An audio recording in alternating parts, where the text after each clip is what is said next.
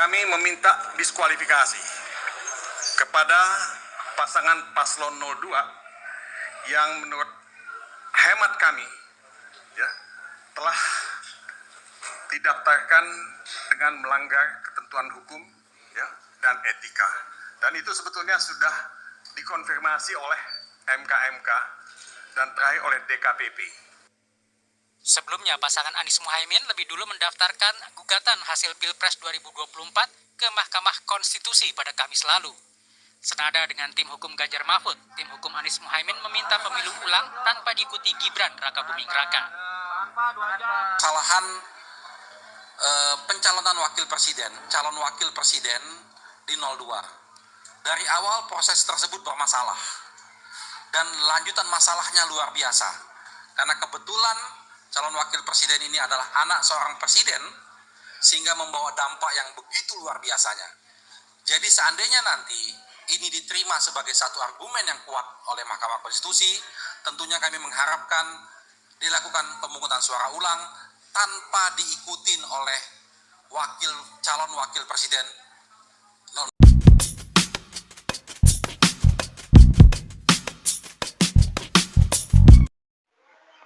Oke, assalamualaikum warahmatullahi wabarakatuh. Berjumpa kembali dengan Ujaya Channel.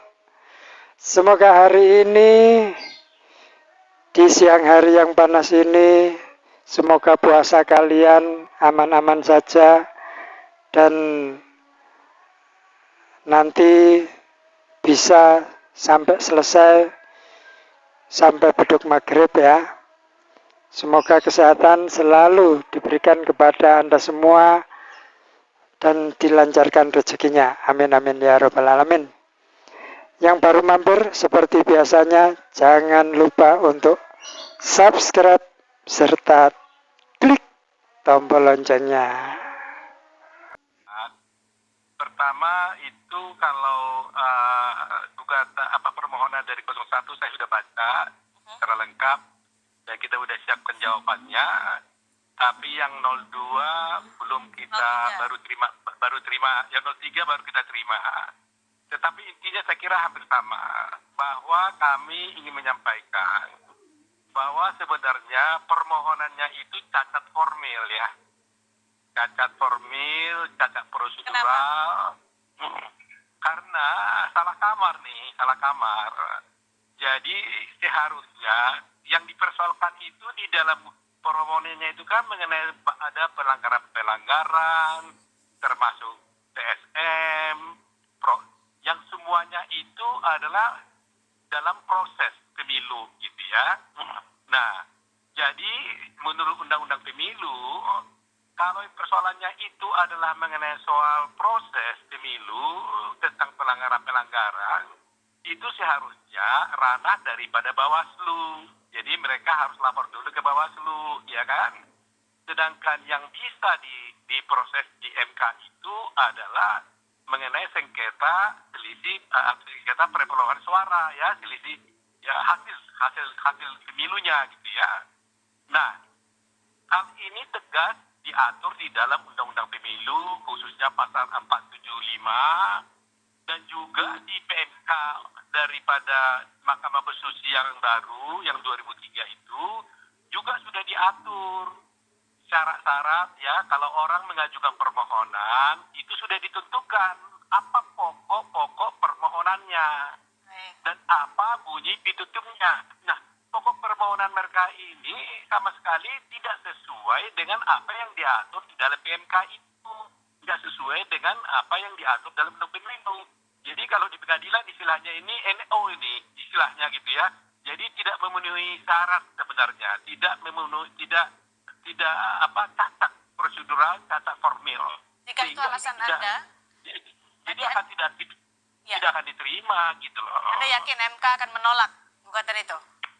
Ya, kalau di bagian pertama itu pasti ya, bukan pasti ya, tapi yakin kami bahwa itu akan tidak diterima atau ya akan ditolak, tidak-tidaknya tidak diterima lah permohonan itu karena cacat prosedural. Baik. Nah, kalau soal isi seperti katakan soal Gibran tidak memenuhi syarat, saya kira itu sangat tidak tepat karena apapun yang terjadi ada putusan Mahkamah Konstitusi yang sudah bersikap final and binding Nah, jadi kalau sudah ada putusan Mahkamah Konstitusi yang final dan banding menyatakan bahwa Gibran adalah sah dalam arti, ya sudah, nggak bisa lagi dipersoalkan Baik. soal itu. Gitu. Baik, silakan Ya. Pak Refli tanggapannya.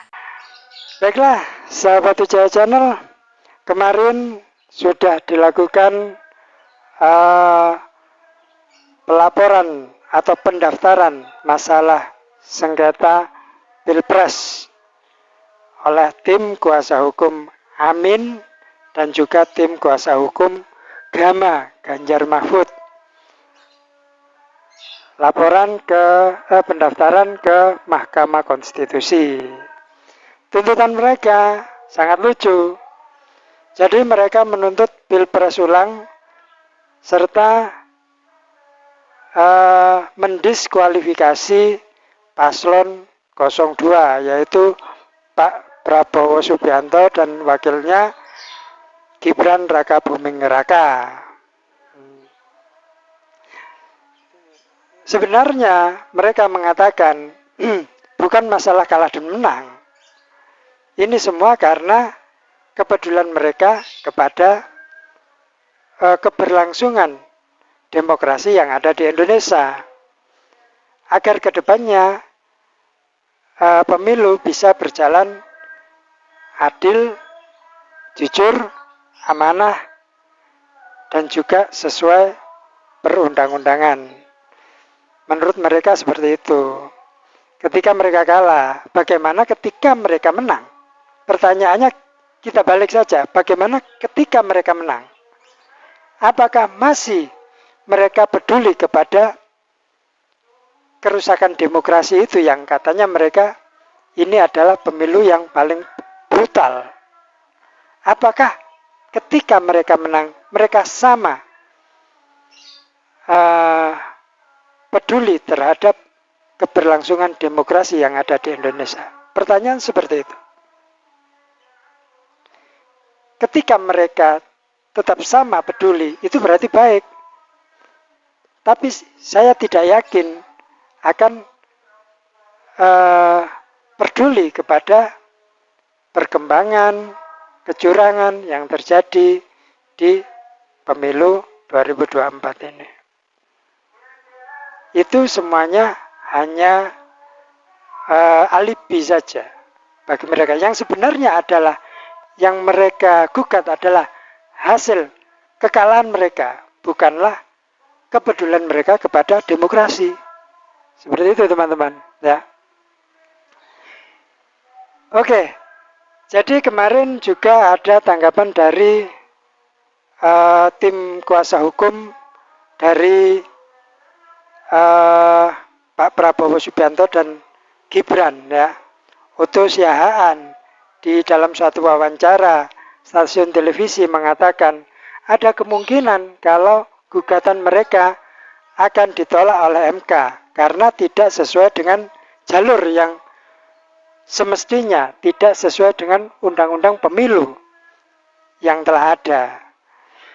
Harusnya mereka itu menggugat hasil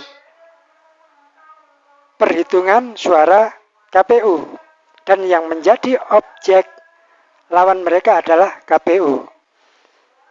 Akan tetapi ini lain, mereka mempermasalahkan proses yang sebenarnya sesuai dengan undang-undang pemilu. Proses ini harusnya dilaporkan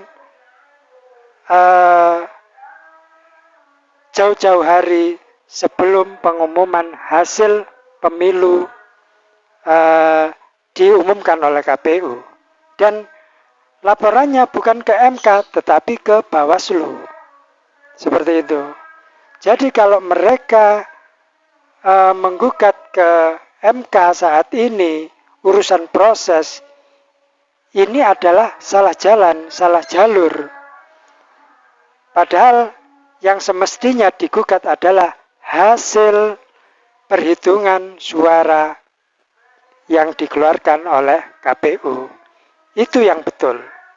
Dan yang menjadi objek lawan mereka adalah KPU, bukan paslon 02 jika di MK. Tetapi jika mereka melaporkan prosesnya, terjadi kecurangan, bla bla bla segala macam, ini ke Bawaslu. Seperti itu. Dan anehnya, mereka inginkan diskualifikasi Gibran Rakabuming Raka sebagai calon wakil presiden Pak Prabowo. Kenapa tidak sebelum pemilu mereka melaporkan itu? Padahal jelas-jelas mereka tahu ada terjadi sesuatu yang katanya mereka melanggar etika atau kode etik di Mahkamah Konstitusi dengan kasus Paman Usman itu. Mengapa sebelum pemilu mereka tidak melaporkan atau tidak menginginkan diskualifikasi bagi Gibran? Tetapi ketika setelah KPU mengumumkan hasil perhitungan suara nasional, mereka baru melakukan gugatan untuk diskualifikasi Gibran. Sudah telat ya, sebenarnya sudah telat. Kalau ingin mendiskualifikasi harusnya jauh-jauh hari sebelum pemilu. Seperti itu, Bos.